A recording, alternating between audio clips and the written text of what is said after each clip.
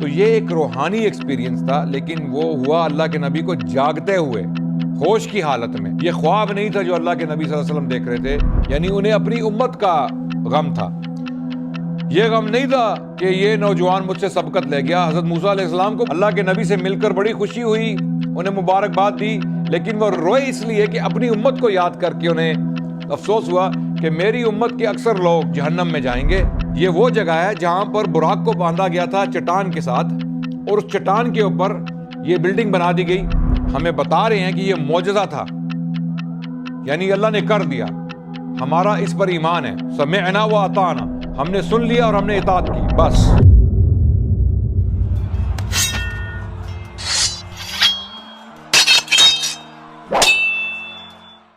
بسم اللہ الرحمن الرحیم، الحمدللہ والصلاة والسلام علی رسول اللہ، اما بعد، اعوذ باللہ السمیع العلیم من الشیطان الرجیم، بسم اللہ الرحمن الرحیم۔ سبحان الذی اسری بعبدہ لیلا من المسجد الحرام الی المسجد الاقصی الذی بارکنا حولہ لنریہ من آیاتنا انہ هو السمیع البصیر۔ وقال رسول اللہ صلی اللہ علیہ وسلم لا یؤمن احدکم حتی اکون احب الیہ من والدہ وولدہ والناس اجمعین۔ تاریخ اسلام کے سلسلے کی ایک اور کڑی آپ کے سامنے پیش کرنے جا رہے ہیں۔ پچھلی قسط میں ہم جو اللہ کے نبی کا واقعہ تھا الاسراء والمعراج کا، وہ بیان کر رہے تھے اور اس کی کچھ تفصیلات آپ کے سامنے پیش کر رہے تھے، اور میں بتا رہا تھا کہ معجزہ جب ہو جائے تو اس کو معجزہ ہی رہنے دینا چاہیے، کیونکہ معجزہ جو ہے وہ بیسکلی بنیادی طور پہ مافوق الفطرت واقعے کو کہتے ہیں۔ فطرت کے قوانین سے ہٹ کر، اس سے بلند ہو کر جب کوئی ایک واقعہ ہو جائے جو فطرت کے قوانین کے مطابق نہ ہو، فطرت کے قوانین کو سامنے رکھتے ہوئے بیان نہ کیا جا سکے۔ مثال کے طور پہ میں نے ایک مثال دی تھی کہ اگر میں یہ کہوں کہ میرا ایک فون ہے، یہ میرا فون اونٹ بن جائے اور ایک دم آپ کے سامنے اونٹ بن جائے، تو اس کو آپ کہیں گے کہ یہ فطرت کے قوانین ٹوٹ گئے، یہ ایک مافوق الفطرت واقعہ ہو گیا، فطرت کے قوانین سے بلند ہو کے، ان سے ہٹ کے واقعہ ہو گیا، تو اس کو ہم کہتے ہیں مافوق الفطرت، سپر نیچرل۔ انگریزی زبان میں اس کو کہیں گے سپر نیچرل، یعنی نیچرلزم سے ابو ہو گیا۔ تو معجزات کو جب کچھ لوگ، کچھ مسلمان جو ذہنی پستی کا شکار ہیں، جو مینٹلی کالونائزڈ ہیں، جو یہ سمجھتے ہیں کہ ہر معجزے کو، ہر مافوق الفطرت واقعے کو جو قرآن میں جس کا ذکر آیا یا اللہ کے نبی نے بیان کیا، ہمیں سائنس کی روشنی میں جو اس کو بیان کرنا ہے، اس کی تشریح کرنی ہے یا اس کو جسٹیفائی کرنا ہے، وہ غلط ہیں۔ کیونکہ سائنس جو ہے اس کی باؤنڈریز فطرت کے اندر ہی جو ہے وہ لمیٹڈ ہیں۔ سائنس مافوق الفطرت واقعات کے بارے میں کچھ نہیں کہتا۔ سائنس کے پاس مثال کے طور پہ جو مافوق الفطرت آئیڈیاز ہیں، جو فطرت سے بلند چیزیں ہیں، ان کے بارے میں سائنس کے پاس کوئی ایکسپلینیشن نہیں ہے۔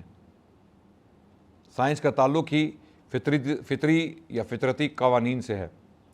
فطری قوانین جو اس کائنات کے اندر ہیں ان سے ہے۔ اسی طرح آج کے دور کی سائنس، میں آج کے دور کے سائنس کی بات کر رہا ہوں جس کا تعلق مادیت سے ہے، خصوصاً مٹیریلزم اور سائنس اور نیچرلزم جو ہے وہ تقریباً لے دے کے ایک دوسرے کو سپورٹ کرتے ہیں۔ یہ آئیڈیاز جو ہیں، میں اس فلسفے میں جانا نہیں چاہتا، لیکن میں یہ بیان کرنا چاہ رہا تھا آپ کے سامنے، یہ وضاحت کرنا چاہ رہا تھا کہ معجزات کو سائنسی طریقے سے بیان نہیں کرنے کی کوشش نہیں کرنی چاہیے۔ جب اللہ کے نبی صلی اللہ علیہ وسلم کو اللہ نے ایک ہی رات میں مسجد الحرام سے مسجد الاقصیٰ پہنچایا، تو ہمیں یہ نہیں سوچنا چاہیے کہ کس سپیڈ سے گئے، اور اس کو سائنسی طریقے سے نہیں سمجھنا چاہیے، بلکہ وہ ایک معجزہ تھا، ایک مافوق الفطرت واقعہ تھا جو ایک رات میں اللہ نے جو ہے وہ اپنے نبی کو مکے سے یروشلم پہنچایا اور وہاں سے جو ہے ساتوں آسمان کی سیر کروائی۔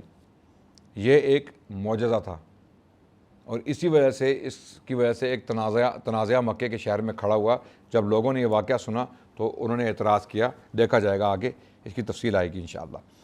تو جب حضرت جبرائیل علیہ السلام رسول اللہ صلی اللہ علیہ وسلم کو مکے سے براق پر بٹھا کر یروشلم لائے، القدس، مسجد الاقصیٰ، وہاں پر براق کو باندھا گیا ایک چٹان کے ساتھ، اور اللہ کے نبی صلی اللہ علیہ وسلم نے امامت کروائی تمام انبیاء کی۔ اب یہ بھی ایک معجزہ تھا، اللہ نے تمام انبیاء کو وہاں پر حاضر کیا، کس حالت میں کیا، کس کیفیت میں کیا، وہ اللہ ہی جانتے ہیں اور اللہ کے نبی جانتے ہیں۔ ہمیں اس کیفیت کے بارے میں کچھ نہیں بتایا گیا کہ وہ کیسی میٹنگ تھی، کیسی جماعت تھی۔ اب ہمیں بتایا جاتا کہ 1,24,000 پیغمبر تھے۔ تو یہ ایک روحانی ایکسپیرینس تھا، لیکن وہ ہوا اللہ کے نبی کو جاگتے ہوئے، ہوش کی حالت میں۔ یہ خواب نہیں تھا جو اللہ کے نبی صلی اللہ علیہ وسلم دیکھ رہے تھے، جیسا کہ میں پچھلی قسط میں یہ تفصیل بیان کر چکا ہوں کہ یہ واقعہ ہوش و حواس میں ہوا۔ اللہ کے نبی نے اپنے ہوش و حواس میں یہ سارے تجربے کیے اور ایکسپیرینس ہوا ان کو۔ تو انبیاء کی امامت کی، اب اس کی کیفیت کیا تھی، اس کی نوعیت کیا تھی، ہمیں یہ قیاس آرائیاں نہیں کرنی چاہیے۔ ہمیں ان تفصیلات میں نہیں پڑھنا چاہیے کہ انبیاء نے کون سے کپڑے پہنے تھے، وہ کون سی سواریوں پہ آئے تھے، وہ کہاں سے آئے تھے، ان کے جسم کیسے تھے، ان کی آنکھیں کیسی تھی، وہ کہاں کھڑے ہوئے، جماعت کہاں ہوئی۔ یہ سب چیزیں جب اللہ نے بیان نہیں کی اور اللہ ہمیں بتا رہے ہیں کہ یہ معجزہ تھا، یعنی اللہ نے کر دیا، ہمارا اس پر ایمان ہے، سمعنا و اطعنا، ہم نے سن لیا اور ہم نے اطاعت کی، بس کہ اللہ نے یہ واقعہ کر دیا۔ اس کی کیفیت، اس کی نوعیت ہم پر بیان نہیں کی گئی، اسی لیے ہمیں آگے نہیں جانا چاہیے اور اس پر ایمان لانا چاہیے، کیونکہ یہ ایک ما فوق الفطرت واقعہ تھا۔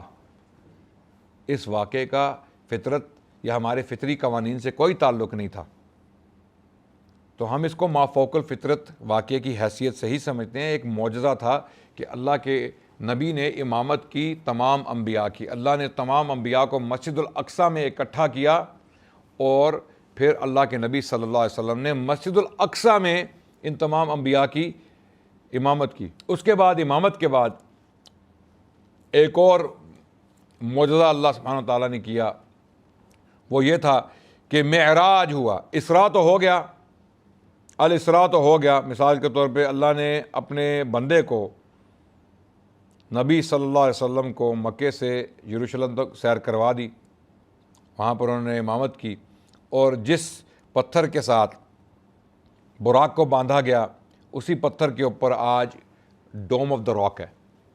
یہ اکثر جب فلسطین کا مسئلہ کھڑا ہوتا ہے تو ایک تصویر جو ہے پھیلنا شروع ہو جاتی ہے گولڈن ڈوم کی۔ یہ جو آپ کے سامنے ہے، اس کو کہتے ہیں ڈوم آف دا راک۔ اس کو ڈوم آف دا راک کیوں کہتے ہیں؟ یعنی چٹان کا گنبد، اگر اس کی تشریح کی جائے یا ترجمہ کیا جائے اردو میں تو چٹان کا گنبد۔ اس بلڈنگ میں، یہ مسجد الاقصیٰ کی بلڈنگ نہیں ہے، یہ میں آپ کے سامنے وضاحت کرنا چاہ رہا تھا اس موقع پر، تاکہ یہ بات جو ہے وہ صحیح طریقے سے بیان ہو جائے کہ یہ جو بلڈنگ ہے یروشلم میں، یہ مسجد الاقصیٰ کے کمپاؤنڈ میں ضرور ہے، اس کے احاطے میں ضرور ہے، لیکن یہ مسجد کا جو حصہ ہے مسجد الاقصیٰ نہیں ہے۔ یہ وہ جگہ ہے جہاں پر براق کو باندھا گیا تھا چٹان کے ساتھ، اور اس چٹان کے اوپر یہ بلڈنگ بنا دی گئی عبد الملک بن مروان کے دور میں۔ عبد الملک بن مروان بنو امیہ کے خلفاء میں سے تھے، اور حضرت معاویہ کے دور کے بعد ان کا دور آیا رضی اللہ عنہ، اور اس چٹان کے اوپر جہاں پر براق کو باندھا گیا تھا اس کے اوپر باقاعدہ بلڈنگ بنائی گئی، اور آج بھی اگر آپ اس بلڈنگ کے اندر جائیں گے، جس کو ڈوم آف دا راک کہتے ہیں، جس کا سونے کا ڈوم ہے، یعنی سونے کا پانی چڑھا ہوا ہے اس کے گنبد کے اوپر، اس کو لوگ سمجھتے ہیں کہ یہ مسجد الاقصیٰ ہے، وہ مسجد الاقصیٰ نہیں ہے۔ اگر اس بلڈنگ کے اندر آج بھی آپ جائیں گے تو عبد الملک بن مروان کے دور کی انسکرپشنز ہیں، یعنی نقش و نگار ہیں اس بلڈنگ کے اندر پرانے اس وقت کے، اور قرآن کی آیات جو ہیں وہ یہاں ان پر ان کے نقش ہیں۔ قرآن کی آیات کو جو ہے موزیک ایک طریقہ تھا، ایک آرٹ کا سسٹم تھا، روم میں بہت مقبول تھا، یا بائزنٹین خطے میں بہت مقبول تھا۔ تو وہ یہ کرتے تھے کہ وہ پتھروں کو، چھوٹے چھوٹے پتھر، رنگین پتھر لے کر ان کو آپس میں ملا کر تصویریں بناتے تھے ان پتھروں سے. تو مسلمانوں نے وہی جو آرٹ کا سسٹم تھا اس کو استعمال کیا قرآن کی آیات لکھنے کے لیے, یا جو نیچرل چیزیں ہیں نیچرل بیوٹی کے لیے, مثال کے طور پہ درختوں کی تصویر بنوا دی. یعنی جاندار چیزوں کی تصویریں بنانا تو ممنوع ہے اسلام میں. مصوری کرنا جاندار چیزوں کی, مصوری سے مراد یہ ہے کہ پینٹنگ کرنا جاندار چیزوں کی اسلام میں ممنوع ہے, حدیث ہے اللہ کے نبی صلی اللہ علیہ وسلم کی. لیکن قرآن کی آیات لکھنا, اس میں آرٹ یا کوئی پہاڑ بنا دینا یا کوئی درخت بنا دینا, اس کی کوئی ممانعت جو ہے وہ نہیں ہے. تو عبد الملک بن مروان نے وہ آرٹسٹ جو بائزنٹین رومن آرٹسٹ تھے ان سے قرآن کی آیات لکھوائیں موزائک کے ساتھ, انہی رنگین پتھروں کے ساتھ. وہ آج بھی موجود ہیں ڈوم آف دا راک کے اندر. تو ڈوم آف دا راک جو ہے یا چٹان کا گنبد, یہ مسجد الاقصیٰ نہیں ہے. مسجد الاقصیٰ کی بلڈنگ اس سے ہٹ کے ہے, جو قدر حال سادی ہے.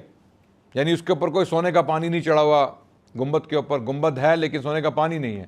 تو مسجد الاقصیٰ کی بلڈنگ قدر حال جو ہے وہ اس سے زیادہ سادی ہے اور ہٹ کے ہے, لیکن ہے اس کے بالکل قریب.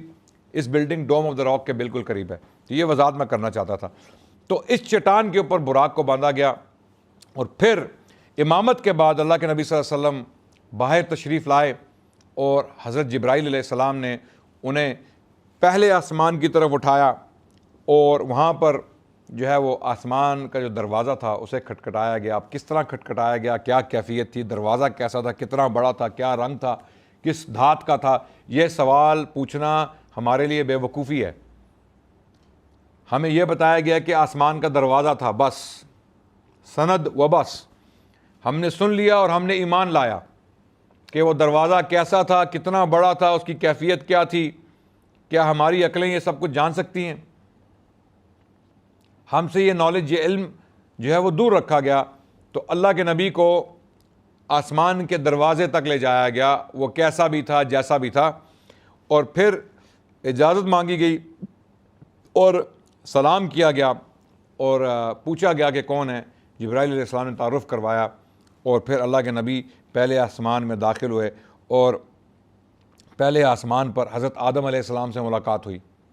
حضرت آدم سے تعارف ہوا, اور حضرت آدم کے پاس اللہ کے نبی کو سعادت مند روحیں جو ہے وہ دکھائی گئیں. وہ جو دائیں جانب تھی, حضرت آدم علیہ السلام کے دائیں جانب سعادت مند روحیں, جو اچھی روحیں تھیں وہ دکھائی گئیں, اور جو بری روحیں تھیں, بدبختوں کی روحیں, وہ بائیں جانب حضرت آدم علیہ السلام کے دکھائی گئیں.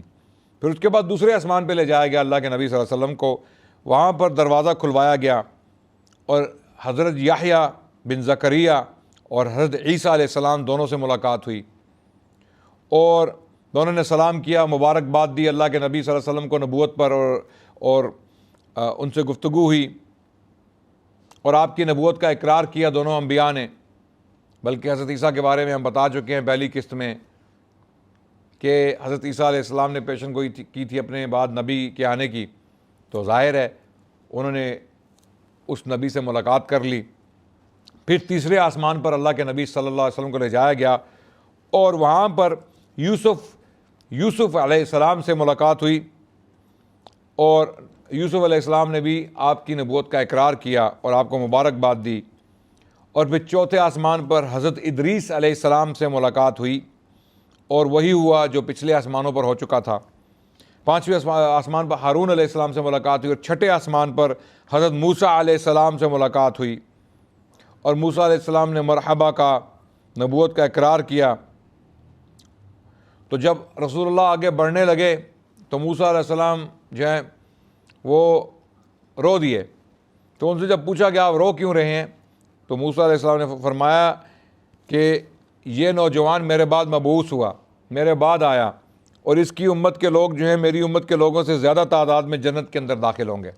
یعنی انہیں اپنی امت کا غم تھا, یہ غم نہیں تھا کہ یہ نوجوان مجھ سے سبقت لے گیا. حضرت موسیٰ علیہ السلام کو بڑی خوشی تھی, اللہ کے نبی سے مل کر بڑی خوشی ہوئی, انہیں مبارکباد دی, لیکن وہ روئے اس لیے کہ اپنی امت کو یاد کر کے انہیں افسوس ہوا کہ میری امت کے اکثر لوگ جو ہیں وہ جہنم میں جائیں گے, اور اس نوجوان کی امت جو میرے بعد جس کو بعثت ملی, نبوت ملی, اس کی امت کے لوگ بہت بڑی تعداد میں جنت میں داخل ہوں گے، اللہ اکبر، یعنی موسیٰ علیہ السلام کو بھی یہ خبر دے دی گئی تھی۔ اس کے بعد 7ویں آسمان پر انبیاء کے جد امجد حضرت ابراہیم علیہ السلام سے ملاقات کروائی گئی، اور حضرت ابراہیم علیہ السلام نے حضور کو مبارکباد دی ان کی نبوت پر، اور ظاہر اپنے باپ سے ملاقات ہوئی، جد امجد اللہ کے نبی کے جد امجد، اللہ کے نبی خود جو ہے وہ حضرت اسماعیل علیہ السلام کی اولاد میں سے ہیں، اور اسی وجہ سے حضرت ابراہیم کی اولاد ہوئے۔ اللہ کے نبی کی حدیث ہے کہ اللہ نے اسماعیل کی اولاد میں سے جو ہے کنانہ کو چن لیا، اور کنانہ میں سے قریش کو چن لیا، اور قریش میں سے بنو ہاشم کو چن لیا، اور بنو ہاشم میں سے مجھے چن لیا نبوت کے لیے۔ تو یہ حدیث صحیح حدیث ہے، جہاں پر اللہ کے نبی صلی اللہ علیہ وسلم نے اس بات کی وضاحت کر دی کہ اللہ کے نبی حضرت اسماعیل کی اولاد میں سے ہیں، ڈائریکٹ ڈسینڈنٹ ہیں، اور اسی وجہ سے ابراہیم علیہ السلام اللہ کے نبی کے جد امجد ہوئے۔ اس کے بعد جبرائیل علیہ السلام رسول اللہ صلی اللہ علیہ وسلم کو اپنے ساتھ ایک مقام پر لائے جس کا نام ہے سدرۃ المنتہا۔ سدرۃ المنتہا، یہاں پر ایک درخت تھا جس کے بارے میں بتایا گیا ہے کہ اس کے پتے ہاتھی کے کانوں جیسے تھے، بڑے بڑے پتے تھے، بہت بڑے بڑے پتے، اور اس درخت تک جبرائیل علیہ السلام آئے اور رک گئے۔ تو اللہ کے نبی نے ان سے کہا کہ آپ رک کیوں گئے؟ انہوں نے کہا یا رسول اللہ مجھے اس سے آگے جانے کی اجازت نہیں ہے، اس سے آگے آپ ہی جا سکتے ہیں۔ تو اللہ کے نبی آگے بڑھ گئے صلی اللہ علیہ وسلم، اور اللہ سبحانہ وتعالیٰ سے ملاقات ہوئی۔ اب یہ ملاقات براہ راست تھی یقیناً، اور یہاں تک روایت میں آیا کہ اللہ اور اللہ کے نبی کے درمیان تقریباً 2 کمانیں، تیر کمان ہوتا ہے نا، تیر کمان، تقریباً 2 کمانوں کا فاصلہ تھا۔ لیکن کیا یہ ملاقات بغیر پردے کے ہوئی، بغیر حجاب کے ہوئی؟ کیا اللہ اور اللہ کے نبی کے درمیان حجاب تھا یا حجاب نہیں تھا؟ اس بارے میں علماء کا اختلاف ہے، اس بارے میں کوئی کلیئرٹی نہیں ہے، اور ہمیں اگین میں تنبیہ کرتا چلوں کہ قیاس آرائیاں نہیں کرنی چاہیے، ہمیں ان چیزوں کے بارے میں سوچنا نہیں چاہیے جن کے بارے میں ہمیں بتایا نہیں گیا۔ یہاں اتنی بات مسلم ہے اور یقین سے کہہ سکتے ہیں کہ اللہ کے نبی کی ملاقات ہوئی، اور اسی ملاقات میں اللہ سبحانہ تعالیٰ نے براہ راست اللہ کے نبی کو حکم دیا 5 نمازوں کا، بلکہ 50 نمازوں کا، 50 نمازوں کا حکم ہوا۔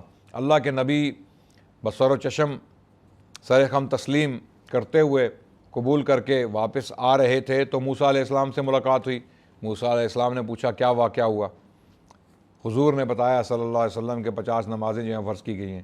تو موسیٰ علیہ السلام جو ہے وہ گھبرا گئے، انہوں نے کہا یا رسول اللہ آپ کی امت یہ کام نہیں کر سکے گی، میں پچھلی امتوں کا نبی ہوں، میں تجربے سے گزر چکا ہوں، آپ کی امت یہ نمازیں نہیں پڑھ سکے گی، کم کروائیے۔ اللہ کے نبی واپس گئے اور 5 نمازیں کم کر دی گئیں۔ پھر اللہ کے نبی واپس آئے اور پھر موسیٰ علیہ السلام کے ساتھ وہی واقعہ ہوا۔ موسیٰ علیہ السلام نے کہا آپ واپس جائیے اور نمازیں کم کروائیے، یہاں تک کہ اللہ کے نبی 5 نمازیں کم کرواتے 5 نمازوں تک پہنچ گئے، اور حضرت موسیٰ سے دوبارہ ملاقات ہوئی۔ حضرت موسیٰ نے پھر وہی کہا کہ آپ کی امت یہ 5 نمازیں نہیں پڑھ سکے گی، واپس جائیے اور انہیں بھی کم کروائیے۔ اللہ اکبر! کیا موسیٰ علیہ السلام کی رائے صحیح تھی؟ آج کے دور میں، جس دور میں ہم زندہ ہیں، آج کے دور میں کتنے مسلمان ہیں جو 5 نمازیں پڑھتے ہیں؟ بلکہ پچھلے دور میں تو چلے لوگ نمازیں پڑھتے تھے، وہ معاشرے کا حصہ، نماز پڑھنا اس وقت جو ہے معاشرے کا حصہ تھا، کلچر کا حصہ تھا۔ جو لوگ نماز نہیں پڑھتے تھے ان کو تو مسلمان ہی نہیں سمجھا جاتا تھا۔ پچھلے وقت میں پوری مسلم تہذیب میں اسپین سے لے کر ہندوستان تک اور ماوراء النہار کے علاقے تک، چائنا تک مسلمان بستے تھے، چائنا سے لے کر الاندلس تک مسلمان بستے تھے، اور ہر قصبے میں مسجد تھی، ہر شہر میں مسجد تھی، اور لوگ نمازیں پڑھتے تھے، اور جو نماز نہیں پڑھتا تھا اس کو عیب کی نظر سے دیکھا جاتا تھا کہ یہ آدمی چاہے وہ چور ہو، ڈاکو ہو، لٹیرا ہو، دجال ہو، جھوٹا ہو، جو بھی ہو، اس کا جیسا بھی کردار ہو، وہ نماز ضرور پڑھتا تھا۔ ہاں اس کو نماز کا فائدہ ہو رہا ہے کہ نہیں ہو رہا وہ ایک اور بات ہے، وہ ایک اور مسئلہ ہے، لیکن نماز وہ لوگ نہیں چھوڑتے تھے، کلچر کا ہے۔ لیکن ہم ایسے دور میں آج زندہ ہیں، کلونیلزم کے بعد ہم سمجھتے ہیں کہ ہم نماز نہ پڑھ کر بھی مسلمان ہو سکتے ہیں، اور نماز کے بارے میں اللہ کے نبی صلی اللہ علیہ وسلم نے اسی لیے اتنی سخت تنبیہ کی۔ 5 نمازیں کروانے کے باوجود 50 ہوئی تھی فرض، 50، اور اللہ نے ہم پر رحم کیا، اور یہ سارا واقعہ جو ہے اللہ ہی کا کیا ہوا ہے۔ کیا اللہ سبحانہ و تعالیٰ پہلی بار ہی 5 نہیں کر سکتے تھے؟ جب اللہ کے نبی پہلی بار واپس گئے تو اسی وقت اللہ سبحانہ و تعالیٰ کہہ سکتے تھے 5 ہوگی، 50 سے 5 ہوگی، جائیے۔ لیکن اللہ سبحانہ و تعالیٰ چاہتے تھے کہ یہ نبی، اللہ کے نبی تجربہ کریں، یہ اللہ کے نبی کی تربیت بھی ہو رہی ہے، اور اور اللہ کے نبی کے ذریعے ہماری بھی تربیت ہو رہی ہے۔ اس میں بہت سارے سبق ملتے ہیں۔ ایک سبق یہ ہے کہ اللہ سبحانہ و تعالیٰ سے مانگتے ہوئے شرمانا نہیں چاہیے۔ ایک وقت ایسا بھی آتا ہے کہ انسان سوچتا ہے کہ میں رک جاؤں، لیکن اللہ کی ذات اتنی بڑی ذات ہے کہ اللہ سے جب بھی آپ مانگیں گے اللہ آپ کو دیں گے۔ جیسے جیسے آپ اللہ کی طرف پلٹ کر جائیں گے، اور یقیناً اگر اللہ کے نبی 5 کے بعد بھی واپس جاتے تو اللہ سبحانہ و تعالیٰ 5 نمازوں میں سے بھی کمی کر دیتے۔ لیکن اللہ کے نبی صلی اللہ علیہ وسلم نے فرمایا، موسیٰ علیہ السلام کو بتایا کہ میری امت انشاءاللہ یہ 5 نمازیں پڑھے گی، اور لوگ پڑھتے ہیں، الحمدللہ ہم 5 نمازیں پڑھتے ہیں۔ لیکن یہاں پر جو میں مسئلہ بیان کرنا چاہتا ہوں وہ یہ ہے کہ اگر اللہ کے نبی واپس جاتے 5 نمازوں میں کمی کروانے کے لیے بھی، تو وہ 5 بھی کم ہو جاتی، کیونکہ اللہ کی ذات اتنی بڑی ذات ہے، بخشنے والی ذات ہے، اللہ غفور الرحیم ہے، ارحم الراحمین ہے۔ اگر اللہ کے نبی سے مانگا، اللہ کے نبی اللہ سے مانگتے تو وہ ضرور کم کرتے۔ اور اس میں سبق یہ دیا جا رہا ہے کہ بار بار اللہ سے مانگو۔ اللہ ایک ہی دفعہ معاف کر سکتے تھے نا۔ موسیٰ علیہ السلام نے جب کہا واپس جائیے، آپ کی امت 50 نمازیں نہیں پڑھ سکتی، اللہ کے نبی ایک دفعہ جاتے، یا اللہ رحم کیجیے، اللہ کہتے جاؤ 5 ہوگی، لیکن اللہ نے 5 کم کی تاکہ یہ واپس آئیں۔ اللہ کو یہ علم تھا کہ موسیٰ علیہ السلام دوبارہ رسول اللہ کو واپس بھیجیں گے، یہ اللہ کو علم تھا۔ اس میں سکھانا کیا مقصد ہے؟ مقصود کیا ہے؟ مقصود یہ ہے کہ اللہ سے بار بار مانگو، اللہ سے ڈٹ کر مانگو، اللہ سے ضد کر کے مانگو۔ جس طرح بچہ ماں کے ساتھ لپٹ جاتا ہے نا، نعوذ باللہ، میں اللہ کو ماں کے ساتھ تشبیہ نہیں دے رہا، نعوذ باللہ ثم نعوذ باللہ، ایک مثال دے رہا ہوں تاکہ آپ سمجھ جائیں۔ جس طرح بچہ ماں کے ساتھ لپٹ جاتا ہے کہ میں نے یہ کھلونا لینا ہی لینا ہے، میں نہیں چھوڑوں گا، اور ماں مجبور ہو کے اس کو، جان چھوڑ میری، ہاں لے چپ ہو جا۔ اللہ سے مانگیں، اس طرح مانگیں اور اس یقین سے مانگیں کہ اللہ دیں گے، اور اللہ ضرور دیں گے۔ یہ ہو نہیں سکتا کہ اللہ دعا قبول نہ کریں، اچھی دعا۔ ہاں اگر آپ کوئی بری دعا مانگ رہے ہیں، کسی کی برائی مانگ رہے ہیں، کسی کی تباہی مانگ رہے ہیں، تو وہ قبول ضروری نہیں کہ وہ اللہ قبول کرے، کیونکہ اللہ ارحم الراحمین، اللہ کی ذات معاف کرنے والی، بخشنے والی ذات ہے، اور اللہ کی ذات صرف آپ کے لیے جو ہے نا وہ غفور الرحیم نہیں ہے، بلکہ دوسروں کے لیے بھی ہیں۔ تو آپ کی صحیح دعا جو آپ کے بینیفٹ میں ہوگی، آپ کے حق میں اچھی ہوگی، وہ قبول ہوگی۔ تو اس ایکسپیرینس کے بعد موسیٰ علیہ السلام سے جو آخری ملاقات ہوئی، اس میں اللہ کے نبی نے فرمایا کہ میری امت 5 نمازیں پڑھ لے گی۔ اب مجھے شرم آتی ہے کہ میں واپس جا کے اللہ سے یہ بھی کم کرواؤں۔ یعنی اس میں یہ نہیں تھا کہ اللہ سے مانگتے ہوئے مجھے شرم آ رہی ہے، یہ بات نہیں ہے۔ شرم اس بات پہ آ رہی ہے کہ کیا 5 نمازیں بھی اللہ کی عبادت نہیں کر سکتے؟ ہم کریں گے۔ یہ کس طرح ہو سکتا ہے کہ ہم 5 نمازیں بھی اللہ کی نہ پڑھیں، اللہ کی عبادت نہ کریں، 5 وقت دن میں اللہ کی عبادت نہ کریں؟ 2 تو وہ کرتے آ رہے تھے۔ تو اس کے بعد اللہ سبحانہ تعالیٰ نے یہ سارے واقعات اللہ کے نبی کے سامنے، جو ساری نشانیاں وہ پیش کیں، اللہ کے نبی کو کیا کیا دکھایا گیا۔ اس دوران، اس سفر کے دوران اللہ سبحانہ تعالیٰ نے بہت سارے پردے اللہ کے نبی کے سامنے سے اٹھائے۔ ان میں ایسے لوگ بھی دکھائے جن پر عذاب کیے جا رہے تھے مختلف گناہوں کی وجہ سے۔ مثال کے طور پہ جو سود خور تھے، ان کے پیٹ بہت بڑے بڑے دکھائے گئے اللہ کے نبی کو، کہ یہ لوگ اپنے بڑے بڑے پیٹ لیے بیٹھے ہیں اور ان کو عذاب کیا جا رہا ہے۔ اللہ سبحانہ تعالیٰ نے اور بہت ساری چیز دکھائیں۔ مثال کے طور پہ ایسی خواتین جن کو ان کی چھاتیوں سے لٹکایا گیا، معلق کیا گیا ہوا میں، خلا میں، وہ کس وجہ سے کہ وہ بدکار خواتین تھیں، انہوں نے جو ہے وہ زنا کیا دوسرے مردوں کے ساتھ، اور جو اولاد ہوئی اس زنا سے وہ اپنے خاوند کی طرف منسوب کر دی، اولاد کسی اور کی دے کسی اور کو دی۔ تو یہ گناہ کرنے والی جو خواتین تھیں ان کو ان کی چھاتیوں سے لٹکایا گیا، اور جو لوگ یتیموں کا مال کھانے والے تھے ان کے بڑے بڑے ہونٹ تھے، اور وہ ان ہونٹوں میں انگارے ٹھونس رہے تھے، اور ان کو یہ عذاب دیا جا رہا تھا۔ یعنی یتیم کا مال کھانے والے، زنا کرنے والی خواتین جو بچے پیدا کر کے دوسرے مردوں سے اپنے خاوند کی طرف، اپنے شوہر کی طرف منسوب کر دیں، یا مثال کے طور پہ جو سود خور تھے ان کے ساتھ جو کچھ ہو رہا تھا وہ اللہ کے نبی کو دکھایا گیا۔ تو یہ گنہگار لوگ جو تھے یہ دکھائے گیا اللہ کے نبی صلی اللہ علیہ وسلم کو۔ پھر اللہ کے نبی کو جہنم کا دربان دکھایا گیا جس کا نام مالک تھا، مالک، اور اس کے چہرے پر بہت سخت درشتی اور سختی تھی۔ تو اللہ کے نبی صلی اللہ علیہ وسلم نے پوچھا کہ اتنا سخت اس کا چہرہ، اتنا درست چہرہ کیوں ہے؟ تو بتایا گیا کہ یہ کبھی بھی نہیں مسکراتا، یہ مسکرا سکتا ہی نہیں ہے، کیونکہ جس ڈیوٹی پہ اس کو مامور کیا گیا ہے، جو اس کی ذمہ داری ہے، وہ جہنم کے گیٹ دروازے کا دربان ہے۔ یعنی وہاں پر وہ پھول لے کے نہیں کھڑا ہو سکتا۔ جہنم کے دروازے میں وہی داخل ہو رہے ہیں جو جہنمی ہیں، جن کو عذاب دیا جائے گا۔ اس نے جہنم کے عذاب دیکھے ہیں۔ تو جہنم کے دروازے پہ آپ ایسا بندہ نہیں کھڑا کریں گے جو خوشبو لگا کے کھڑا ہوگا اور مسکرا رہا ہوگا اور پھول لے کے آپ کا استقبال کرے گا۔ ایسا بندہ، ایسا اللہ کا غلام کھڑا ہوگا جس کو دیکھتے ہی آپ کو اندازہ ہو جائے گا۔ اللہ سبحانہ و تعالی ہمیں جہنم کا دربان نہ دکھائیں، ہمیں جہنم سے بچائیں۔ مالک وہ دربان تھا، وہ فرشتہ تھا جو جہنم کے دروازے پر ڈیوٹی دے رہا تھا، وہ دکھایا گیا۔ اس کے علاوہ اللہ کے نبی صلی اللہ علیہ وسلم پر دودھ اور شراب پیش کی گئی، تو اللہ کے نبی نے دودھ کو چنا، اور جبرائیل علیہ السلام نے بتایا کہ اگر آپ شراب چن لیتے تو آپ کی امت گمراہ ہو جاتی۔ آپ نے سادگی کو چنا، دودھ کو چنا جو سادہ ہے، آپ نے سادگی کو چنا، آپ کی امت سادہ ہی رہے گی الحمدللہ۔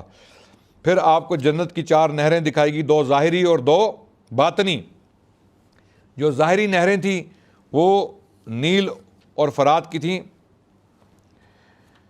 یعنی اس سے مراد یہ ہے کہ نیل اور فرات جو ہیں وہ دنیا میں زندگی کا پیغام لے کر آئے ہیں۔ یہ 2 نہریں، ان کی وجہ سے بہت شادابی ہے، لوگ لاکھوں کی تعداد میں فائدہ اٹھاتے ہیں اس پانی سے، تو ان کو جنت کی نہریں کہا گیا۔